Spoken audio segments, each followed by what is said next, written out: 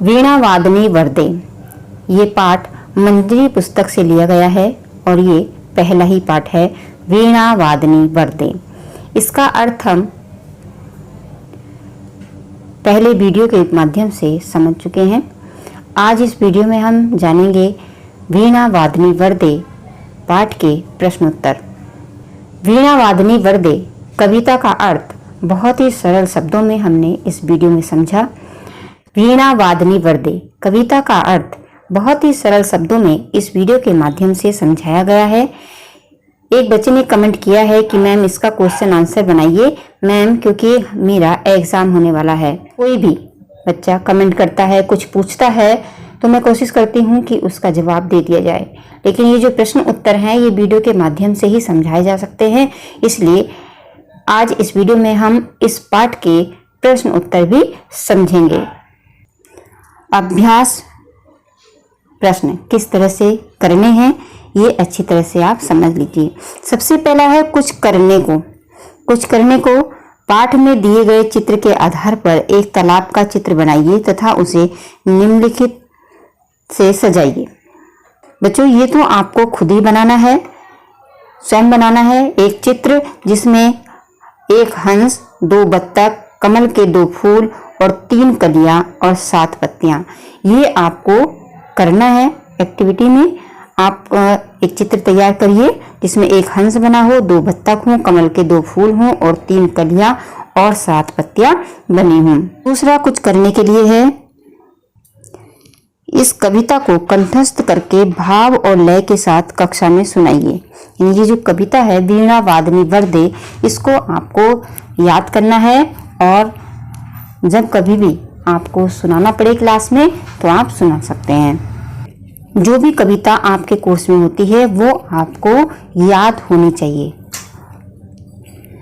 इस तरह से आप इसको कक्षा में सुना सकते हैं। आपके कोर्स में जो भी कविता होती है, पोयम होती है, वो आपको मुंह जबानी याद होनी चाहिए। तो इस कविता को भी आप कंठस्थ करें। कंठस्थ का अर्थ होता है कि आप बिना देखे उसको पढ़ सकें, गा सकें। इस तरह से याद करिए और कक्षा में सुनाइए।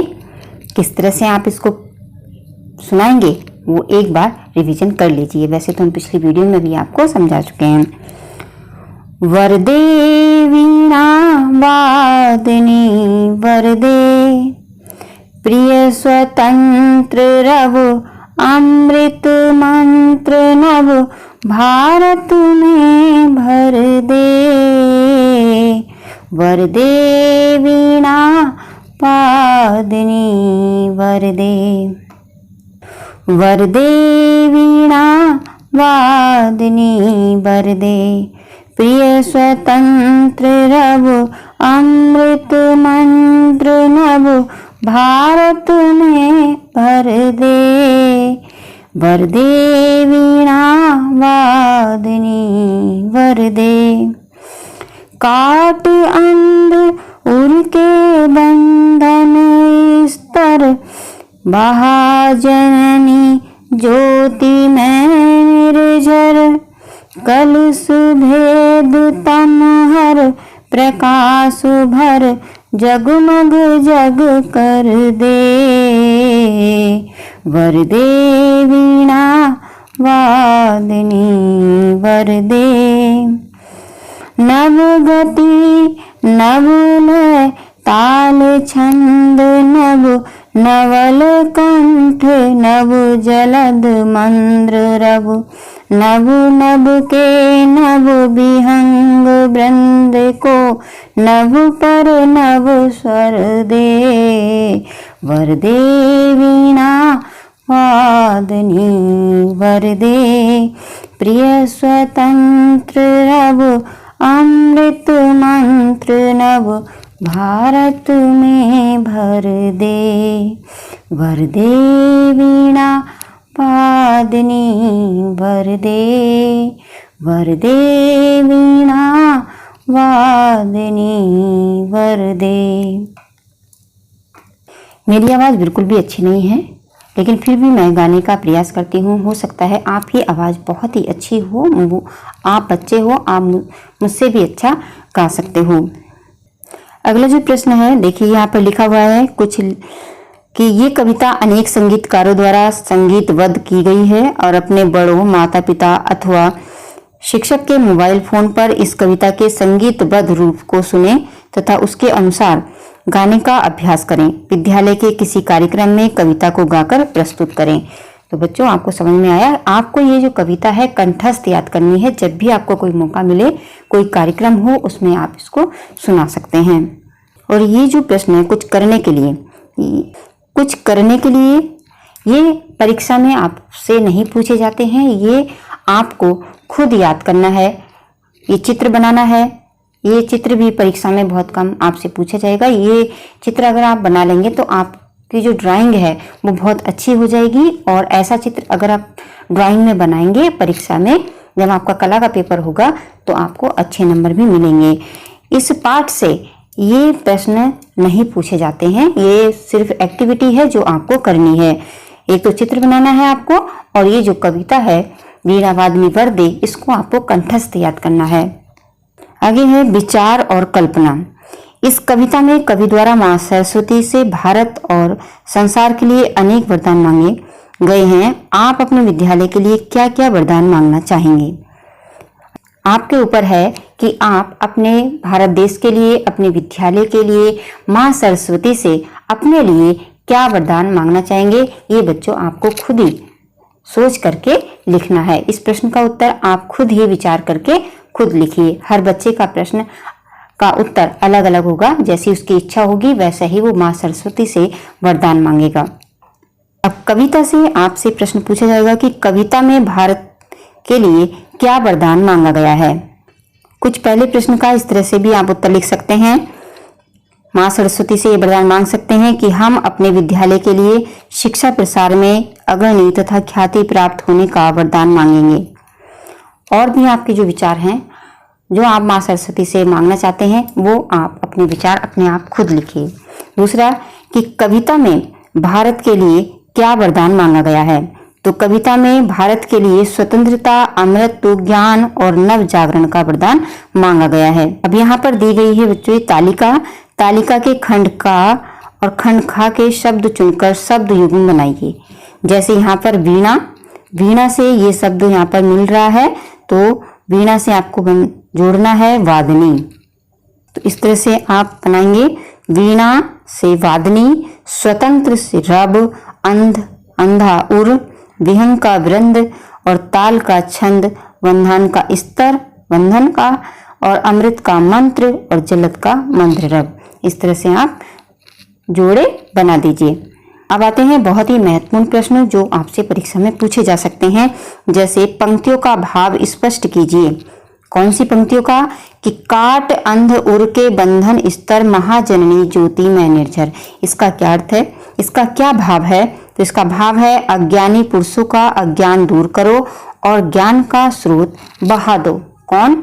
मां सरस्वती। हे मां सरस्वती, आप अज्ञानी पुरुषों का अज्ञान दूर कर दो और ज्ञान का स्रोत बहा दो। ये इस कविता का भाव है। आगे क्या पूछा है? कलुष वेद तम हर, प्रकाश भर जगमग जग कर दे। इन पंक्तियों में निराला जी कहते हैं कि हे मां सरस्वती, जितने भी पाप दोष तथा अज्ञानता है उन्हें दूर करो और ज्ञान के प्रकाश से इस संसार को जगमग कर दो, अर्थात प्रकाशित कर दो। नव गति नव लय, ताल छंद नव, नवल कंठ नव, जलद मंद्र रव। इस कविता का क्या भाव है? ये जो पंक्तियां हैं इनका क्या भाव है? तो यहाँ पर देखिए कवि प्रार्थना करते हैं। कवि प्रार्थना करता है कि हे मां सरस्वती, तुम हम भारतवासियों को नई गति, नई लय, नई ताल, नए छंद, नई वाणी दो और बादल के समान गंभीर स्वरूप प्रदान करो। अब आती है भाषा की बात। भाषा की बात में क्या पूछ रहे हैं कि कविता में आए वर दे, भर दे, इस तरह के अन्य तुकांत शब्दों को जो छांट करके लिखिए। मतलब लास्ट में जिनमें वर दे, भर दे ऐसे शब्द आए हैं जो तुकांत हैं। तुकांत का अर्थ होता है जिनकी तुक मिलती है, जिनकी मात्राएं मिलती हैं, जिनके शब्द मिल जाते हैं, उन्हें तुकांत कहते हैं। जैसे कर दे, यहाँ पे रा और दे आया है, तो ऐसे ही देखिए लास्ट में भी स्वर दे, तो देखिए स्वर दे में रा और दा आया है ना, ये होते हैं तुकांत। जैसे कर दे तो यहाँ पर स्वर दे, और जैसे भर दे, इस तरह से जो शब्द आए हैं और भी कविता में वो छाटने हैं। जैसे देखिए वर दे, भर दे, ठीक है, कर दे और स्वर दे, यहाँ पर ये तुकांत है, इनकी तुक मिल रही है। दूसरा प्रश्न है संधि। ज्योति धन में का शब्द बना, संधि करके ज्योति में। नी धन झर का शब्द बना निर्झर। तो यहाँ पर इनमें दो शब्द दिए हैं, एक तो दु धन गति और नी धन धन, ठीक है। तो इसको आपको बनाना है बच्चों। जो ये विसर्ग संधि है, ये जो विसर्ग संधि को जब आप विस्तार से पढ़ेंगे तो आप आगे जानेंगे कि जो ये विसर्ग होते हैं ये रा में परिवर्तित हो जाते हैं, किस तरह से हो जाते हैं। तो जब आप विसर्ग संधि हम आगे समझेंगे तब आपको ये समझाया जाएगा, ठीक है। तो इस तरह से आप जान लीजिए कि विसर्ग का क्या रा हो जाता है। तो यहाँ पर देखिए इस तरह से बना दुर्गति और निर्धन का ये इस तरह से धन, यानी विसर्ग का रा हो गया। अगला है विभक्ति को हटाकर शब्दों के मेल से बनने वाला शब्द समास कहलाता है। वीणा वादनी का अर्थ है वीणा को बजाने वाली, अर्थात सरस्वती। ये बहुब्रीहि समास का उदाहरण है। इस प्रकार गजानन, पीताम्बर, चतुरानन शब्दों में बहुब्रीहि समास है। इनका विग्रह कीजिए। अब आपको इनका विग्रह करना है। अगर आपको समास बहुत अच्छी तरह से समझने हैं तो प्लेलिस्ट में समास की वीडियो है, उसको आप अच्छी तरह से समझ लीजिए। सारे समास बहुत ही अच्छी तरह से समझाए गए हैं। यहाँ पर तो आप थोड़ा सा समझिए कि आपको प्रश्नों के जो प्रश्न पूछा जा सकता है आपसे परीक्षा में, इस पाठ से संबंधित किस तरह से आप उत्तर लिखेंगे। तो यहाँ पर पूछा गया है कि गजानन, पीताम्बर और चतुरानन में बहुब्रीहि जो समास है इनका आपको विग्रह करना है। तो आप इस तरह से लिखेंगे, सबसे पहले गजानन, फिर उसका विग्रह करेंगे कि गज के समान आनन है, सिर है, अर्थात किसका किसका होता है, गज के समान सिर गणेश जी का। तो आप लिखेंगे श्री गणेश, ठीक है। इसी तरह से पीताम्बर, पीले हैं अंबर वस्त्र जिसके, अर्थात विष्णु। चतुरानन, चार हैं आनंद जिसके, अर्थात ब्रह्मा। बच्चों जो बहुब्रीहि समास होता है इसका ना पहला पद प्रधान होता है ना अंत वाला प्रधान होता है, बल्कि कोई अन्य ही पद इसका प्रधान होता है। जैसे गजानन शब्द है तो गजानन शब्द में दो शब्द हैं, गज और आनंद। तो ना तो इसका पहला पद प्रधान है ना दूसरा, बल्कि कोई तीसरे की ही विशेषता बताई जा रही है। यानी गज के समान है सिर जिसका, कौन होता है, श्री गणेश। पीताम्बर, पीले हैं वस्त्र जिसके, तो पीले वस्त्र कौन पहनते हैं, अर्थात विष्णु। चतुरानन, चार हैं आनंद, चार आनंद का अर्थ होता है मुख, तो चार मुख किसके हैं, वो है ब्रह्मा। तो आपको समझ में आ गया कि जहां पर किसी अन्य की विशेषता बताई जा रही हो किसी शब्द से, तो वहां पर बहुब्रीहि समास होता है। तो आप प्ले लिस्ट जरूर चेक करें इस वीडियो को देखने के बाद। अगर आपको समास समझने हैं तो आप उसको बहुत अच्छी तरह से समझाए गए हैं समास सारे, आप समास को अच्छी तरह से समझ लें। अगला प्रश्न है नवगति में नवगुणवाचक विशेषण। ये गति शब्द की विशेषता बताता है। कविता में नव अन्य किन शब्दों के विशेषण के रूप में आया है, ये आपको लिख करके बताना है। बच्चों जान लो कि कविता में जो नव शब्द है वो लय, ताल, कंठ, जलद, नव, विहंग, वृद्ध, पर और स्वर शब्दों के विशेषण के रूप में आया है। ये पाठ सूर्यकांत त्रिपाठी निराला जी द्वारा लिखित है। वीणा वादनी वर्दे। अब जान लेते हैं इनके कुछ शब्दार्थ। देखिए जो रव, रव का अर्थ होता है ध्वनि, ध्वनि मतलब आवाज। अमृत मंत्र, अमृत मंत्र ऐसा मंत्र होता है जो अमरता की ओर ले जाए, यानी जो कल्याणकारी हो। अमरता का मतलब ये नहीं है कि उसकी कभी मृत्यु ही ना हो। अमरता का मतलब हो कि ऐसा मंत्र जो सबका लाभ करे, सबकी भलाई करे। और अमृतत्व की ओर ले जाने का मतलब है, देखिए बच्चों दो तरह के व्यक्ति होते हैं। एक तो जन्म लेते हैं और वो मर जाते हैं, उनको कोई जानता भी नहीं है। थोड़े समय के बाद उनके परिवार वाले जानते हैं, बाद में सब लोग भूल जाते हैं। लेकिन कुछ लोग ऐसे होते हैं जो जन्म लेते हैं कुछ अच्छे काम करके इस संसार में चले जाते हैं और वो कभी नहीं भुलाए जाते हैं। बहुत सारे ऐसे महान पुरुष बहुत पहले पैदा हुए, लेकिन फिर भी आज हम उनका अनुकरण करते हैं। उनके आदर्श का, उन्होंने जो बातें बताई हैं उनको हम भी अपनाना चाहते हैं और अगली पीढ़ी को भी बताते हैं कि आप भी उनके जैसा ही आचरण करें। तो वो लोग कब के मर गए, जबकि हम उन्हें नहीं जानते हैं, लेकिन फिर भी आज हम उन्हें याद करते हैं। उनकी बातें कोर्स में बताई जाती हैं और जब तक ये रहेगा, पढ़ाई रहेगी, उन सब की बातें बच्चों को पढ़ाई जाएंगी।